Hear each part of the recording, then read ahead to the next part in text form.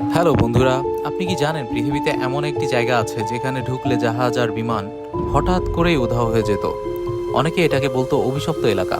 এবং সত্যি কি এর রহস্য উদ্ঘাটন হয়েছে? বারমুডা ট্রায়াঙ্গেল হলো আটলান্টিক মহাসাগরের একটি এলাকা, মায়ামি, বারমুডা এবং পুয়ার্তো রিকোর মধ্যে।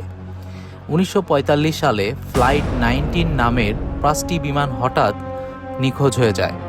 তারা শেষবার বলেছিল, আমরা পথ খুঁজে পাচ্ছি না, সব কিছু অদ্ভুত লাগছে। এরপর কোনো খোঁজ পাওয়া যায়নি। এমন শত শত ঘটনা এই এলাকায় ঘটেছে। কিন্তু এখন প্রশ্ন, এটা কি সত্যিই কোনো অজানা শক্তি?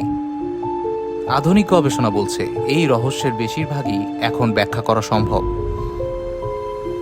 প্রথম কারণ, চৌম্বক বিভ্রান্তি, ম্যাগনেটিক ভাইব্রেশন। এখানে কম্পাস অনেক সময় ভুল দিক দেখায়, ফলে পাইলটরা পথ হারিয়ে ফেলেন। দ্বিতীয় কারণ হতে পারে হঠাৎ খারাপ আবহাওয়া। এই এলাকায় খুব দ্রুত ঝড় তৈরি হয়, যা আগে থেকে বোঝা কঠিন। তৃতীয় কারণ হতে পারে মিথেন গ্যাস বিস্ফোরণ। সমুদ্রের নিচ থেকে গ্যাস বের হলে পানির ঘনত্ব কমে যায়, ফলে জাহাজ হঠাৎ ডুবে যেতে পারে। আরেকটি গুরুত্বপূর্ণ বিষয়, আগে প্রযুক্তি এত উন্নত ছিল না, তাই ছোট ভুলেও বড় দুর্ঘটনার কারণ হয়েছে।